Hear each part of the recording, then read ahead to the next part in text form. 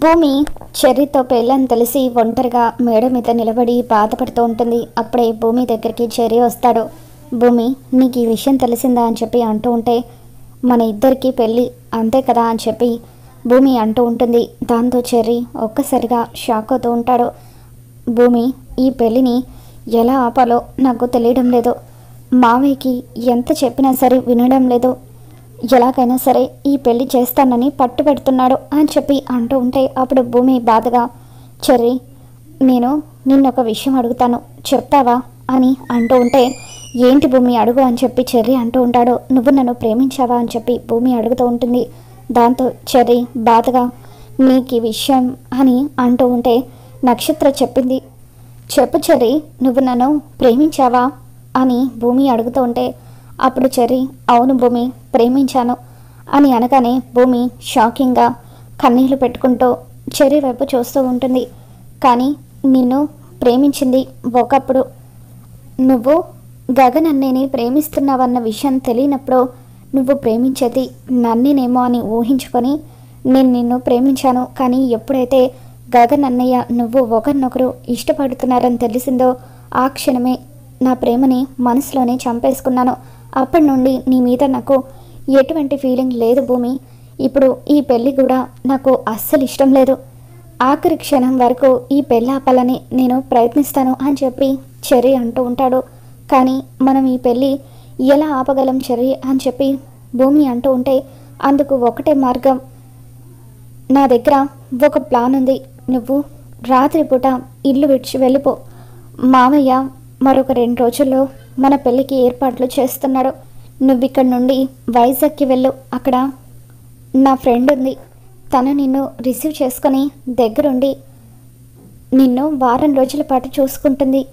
వారం రోజుల తర్వాత అప్పుడు నువ్వు ఇంటికి తిరిగి వస్తే మామయ్యకి నువ్వు ఎందుకు వెళ్ళిపోయావో ఎక్స్ప్లెయిన్ చేస్తే అప్పుడు ఖచ్చితంగా మామయ్య నిన్ను అర్థం చేసుకుంటారు అని చెప్పి చెర్రీ భూమికి సలహా ఇస్తాడు.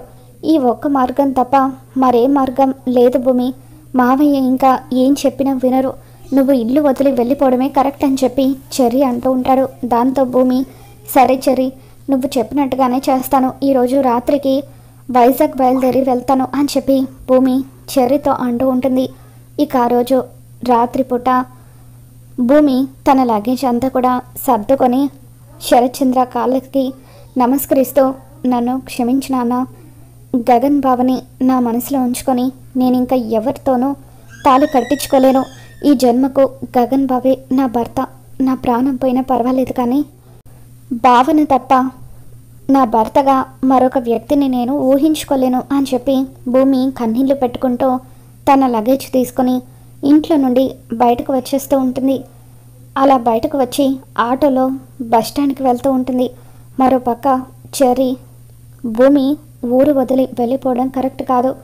ఏం చేసైనా సరే భూమి అన్నయ్య ఇద్దరు ఒకరికొకరు ఎదురుపడేలాగా చేయాలి. వాళ్ళ మధ్య ఉన్న మనస్పర్ధలు తొలగిపోయేలాగా చేయాలి. ఏం చేయాలి అని చెప్పి చెర్రీ ఆలోచిస్తూ ఉంటాడు. ఇక ఆ తర్వాత చెర్రీ కావాలనే భూమి బస్టాండ్కి వస్తుందన్న విషయం తెలుసుకుని భూమి కంటే ముందుగా బస్ స్టాప్కి వచ్చి అక్కడ వెయిట్ చేస్తూ ఉంటాడు. గగన్కి ఫోన్ చేసి, అన్నయ్య, ఇక్కడ నన్ను ఒకరు కొడుతున్నారు అన్నయ్య, ప్లీజ్ అన్నయ్య, త్వరగా రా అన్నయ్య, నన్ను కాపాడు అని చెప్పి చెర్రీ అంటూ ఉంటే, అప్పుడు గగన్, రే చెర్రీ, నువ్వు ఎక్కడున్నావో ముందు నువ్వు లొకేషన్ పంపు, నేను ఇప్పుడే వస్తున్నాను అని చెప్పి గగన్ పరుగున చెర్రీకి ఏమవుతుందో ఏంటోనని చెప్పి కారులో ఆ బస్ స్టాప్కి వస్తూ ఉంటాడు. ఇక చెర్రీ అక్కడే కూర్చొని, అన్నయ్య, కాసేపట్లో భూమి ఇక్కడికి వస్తుంది, నువ్వు కూడా ఇక్కడికి వస్తావు, మీ ఇద్దరు కలవడం నేను చూడాలి. మీరు మనసు విప్పి మాట్లాడుకొని మీ మధ్య ఉన్న మనస్పర్ధలు తొలగించుకోవాలని చెప్పి చెర్రీ అనుకుంటూ ఉంటాడు. భూమి వచ్చే టైంకి చెర్రీ ఒక చెట్టు చాటున నిలబడి భూమిని గమనిస్తూ ఉంటాడు. అన్నయ్య, త్వరగా రా అన్నయ్య, భూమి ఇక్కడే ఉంది అని చెప్పి చెర్రీ ఆలోచిస్తూ ఉండగా అప్పుడే కొంతమంది తాగుబోతులు అటువైపుగా వస్తూ ఒంటరిగా బస్ స్టాప్లో కూర్చొని ఉన్న భూమిని అల్లరి చేస్తూ ఉంటారు. ఇక దాంతో చెర్రీకి ఒళ్ళు మండిపోతూ ఉంటుంది. రే, భూమి గురించి నీచంగా మాట్లాడతారా అని చెప్పి చెర్రీ ఫైట్ చేయడానికి వస్తూ ఉంటాడు. ఇక ఇంతలో అటువైపుగా కారులో గగన్ వస్తూ ఉంటాడు. ఆ రౌడీల నుండి భూమి తప్పించుకొని పారిపోవడానికి ట్రై చేస్తూ ఉంటుంది. అప్పుడే గగన్ కారులో నుండి కిందకు దిగి భూమి అంటూ భూమి వెంట పడుతున్న ఆ రౌడీలను చితక్ కొడుతూ ఉంటాడు. ఇక సమయానికి గగన్ రావడంతో చెర్రీ అక్కడే చెట్టు వెనకాల ఆగిపోయి ఏం జరుగుతుందా అని చెప్పి చూస్తూ ఉంటాడు. భూమి భయంతో వెళ్ళి గగన్ వెనకాల దాక్కుంటుంది. ఇక అప్పుడు గగన్ ఆ రౌడీలందరినీ కూడా చితక్ కొడతాడు. రౌడీలు అక్కడి నుండి పారిపోయిన తర్వాత గగన్ ఒక్కసారిగా జరిగిందంతా కూడా మర్చిపోయి భూమి మీద ప్రేమ చూపిస్తూ, భూమి నీకేం కాలేదు కదా, ఈ టైంలో నువ్వేంటి ఇక్కడ అని చెప్పి తనని పలకరిస్తూ ఉంటాడు. ఇక దాంతో గగన్ చూపిస్తున్న ప్రేమకి భూమి ఎంతగానో ఎమోషనల్ అవుతూ ఉంటుంది. ఇక వాళ్ళిద్దరిని చూసి చెర్రీ ఆనందంతో కన్నీళ్లు పెట్టుకుంటూ ఉంటాడు. ఇక ఒక్కసారిగా భూమి చేసిన మోసం గుర్తుకు వచ్చి గగన్, మీరు ఈ టైంలో బయటకు రావడం ఏంటి భూమి గారు అని చెప్పి గగన్ అంటూ ఉంటాడు. దాంతో భూమి, బావా నువ్వలా నాతో పరాయి వ్యక్తిలాగా మాట్లాడుతూ ఉంటే నేను తట్టుకోలేకపోతున్నాను బావా, దయచేసి నువ్వు నాతో అలా మాట్లాడొద్దు, నేను నీ భూమిని, ఎప్పటిలాగా నువ్వు నాతో మాట్లాడొచ్చు అని చెప్పి అంటూ ఉంటే అప్పుడు గగన్, నువ్వు ఆ అర్హత కోల్పోయావు. ఎప్పుడైతే నన్ను ఇల్లరికం రమ్మని కండిషన్ పెట్టి మీ నాన్నను గెలిపించి నన్ను ఓడించాలని చూసావో అప్పుడే నువ్వు నా మనసులో స్థానాన్ని కోల్పోయావో అని చెప్పి గగన్ అంటూ ఉంటాడు. దాంతో భూమి ఎంతగానో బాధపడుతూ, దయచేసి అలా మాట్లాడకండి అని చెప్పి నాకు ఏడుపు వచ్చేస్తుందని ఏడుస్తూ ఉంటుంది. ఇక దాంతో చెర్రీ, భూమి ఇప్పటికైనా నువ్వు ఎందుకు అలా చేయాల్సి వచ్చిందో అన్నయ్యకి నిజం చెప్పు అని మనసులో అనుకుంటూ ఉంటాడు. ఇక భూమి ఎంతకీ నిజం చెప్పకపోవడంతో అర్ధరాత్రి ఒక ఆడపిల్ల ఇలా ఒంటరిగా ఉండడం మంచిది కాదు, పదండి మీ ఇంటి దగ్గర డ్రాప్ చేసి నా దారి నేను చూసుకుంటాను అని చెప్పి గగన్ అంటూ ఉంటాడు.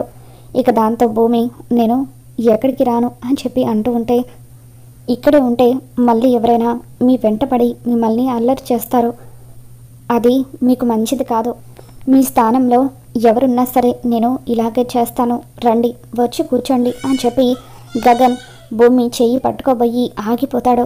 ఇక దాంతో ఇదంతా చూస్తున్న చెర్రీ ఉండబట్టలేక గగన్ ముందుకు వస్తాడు. రే చెర్రీ, ఏంట్రా నువ్వు, నిన్నెవరో కొడుతున్నారని నన్ను ఇక్కడికి రమ్మన్నావు, భూమిని నన్ను ఎదురుపడేలాగా చేయడం కోసమే కదా నువ్వు ఇక్కడికి నన్ను రమ్మన్నావు అని చెప్పి గగన్ అంటూ ఉంటే, అవునన్నయ్య, మీ ఇద్దరి మధ్య ఉన్న అపార్థాలు ఈరోజు తొలగిపోవాలి, అందుకే నిన్ను ఇక్కడికి వచ్చేలాగా చేశాను అని చెప్పి చెర్రీ అంటూ ఉంటాడు. భూమి, నువ్వు అపార్థం చేసుకుంటున్నావన్నయ్య, భూమి ఆ రోజు కావాలనే పెళ్ళాపింది, అది కూడా శారద పెద్దమ్మ కోసం అని చెప్పి అంటూ ఉంటే గగన్ షాక్ అవుతూ ఉంటాడు. అమ్మ కోసం పెళ్ళాపడం ఏంటి అని గగన్ అంటూ ఉంటే, సరే చంద్ర మామయ్య, అపూర్వ అత్తయ్య ఇద్దరూ కలిసి నాన్న పెద్దమ్మ ఇద్దరు విడాకులు తీసుకోవాలని, విడాకులు పూర్తవుతాయని ఈ పెళ్లి జరుగుతుందని కండిషన్ పెట్టారు. ఆ రోజు అమ్మ కూడా పెద్దమ్మని బెదిరించి విడాకుల కాగితాల మీద సంతకం పెట్టించింది. అందుకే భూమికి ఆఖరి నిమిషంలో ఇదంతా తెలిసి నాన్న పెద్దమ్మ ఇద్దరు విడిపోకుండా ఉండాలని చెప్పి ఏం చేయాలో తెలియక పెళ్ళిని ఆపేసింది అని చెప్పి చెర్రీ భూమి చేసిన త్యాగం గురించి గగన్కి నిజం చెప్పడంతో గగన్ ఎంతగానో ఎమోషనల్ అవుతూ భూమిని గట్టిగా హక్ చేసుకుంటాడు. సారీ భూమి, నేను నిన్ను అపార్థం చేసుకున్నాను, నువ్వు మా అమ్మ కోసం పెళ్ళిని ఆపేశావా అని చెప్పి గగన్ ఎమోషనల్గా ఫీల్ అవుతూ ఉంటే అప్పుడు చెర్రీ ఎంతగానో ఆనందపడిపోతూ, అన్నయ్య ఎట్టి పరిస్థితుల్లోనూ భూమికి మరొక వ్యక్తితో పెళ్లి జరగకూడదు, ఎప్పటికైనా మీరిద్దరూ ఒకటవ్వాలి, భూమిని ఇంటికి తీసుకువెళ్ళన్నయ్య, ఒకవేళ భూమి అక్కడే ఉంటే మామయ్య నాకు భూమికి పెళ్లి చేసేస్తాడు, ప్లీజ్ అన్నయ్య, భూమి అక్కడుంటేనే సేఫ్గా ఉంటుంది, ప్లీజ్ నీకు దండం పెడతాను, భూమిని నీతో పాటు తీసుకెళ్ళిపో అని చెప్పి చెర్రీ అంటూ ఉంటాడు. ఇక దాంతో గగన్, రా భూమి, నిన్ను మన ఇంటికి తీసుకువెళ్తాను, ఎవరొచ్చి మన ఇద్దరిని విడదీస్తారో చూస్తాను అని చెప్పి అలా గగన్ భూమిని తీసుకొని తన ఇంటికి వెళ్ళిపోతాడు. మరోపక్క చెర్రీ కన్నీళ్లను తుడుచుకుంటూ, అమ్మయ్య మొత్తానికి భూమిని అన్నయ్యని ఇద్దరిని కూడా ఒకటి చేసేసాను, ఇక ఈ పెళ్ళి ఆగిపోయినట్టే అని చెప్పి చెర్రీ అనుకుని ఇంటికి తిరిగి వస్తాడు. తర్వాత రోజు ఉదయాన్నే భూమికి చెర్రీకి గుడిలోనే పెళ్లి చేసేద్దామని చెప్పి శరత్ చంద్ర మీరా వీళ్ళందరూ కూడా ఏర్పాట్లు చేస్తూ ఉంటారు. ఇక దాంతో భూమి ఎక్కడ కనిపించడం లేదని అపూర్వ అంటూ ఉంటుంది. భూమి ఆ గగన్ గాడితో లేచిపోయింది అని అపూర్వ అనగానే ఏం మాట్లాడుతున్నావు అపూర్వ అంటూ శరత్ చంద్ర అపూర్వ చెంప పగల కొడతాడు. లేదు బావా, నేను చెప్పేది నిజం, భూమి ఆ గగన్ గాడితో లేచిపోయింది, అందుకే ఇంట్లో ఎక్కడ భూమి లేదు అని చెప్పి అపూర్వ అంటూ ఉంటుంది. ఇక దాంతో శరత్ చంద్ర కోపంతో రగిలిపోతూ ఉంటాడు. అన్నయ్య, భూమిని నా కోడల్ని చేస్తానని మాటిచ్చావు, పాపం నా కొడుకు చెర్రీ కూడా ఈ పెళ్ళికి ఒప్పుకున్నాడు, ఇప్పుడు ఏం చేయబోతున్నావు అన్నయ్య అని చెప్పి మీరా అంటూ ఉంటే అప్పుడు శరత్ చంద్ర నేను అనుకున్న మాట ప్రకారమే నా కూతుర్ని చెర్రీకిచ్చి పెళ్లి చేయబోతున్నాను మీరా.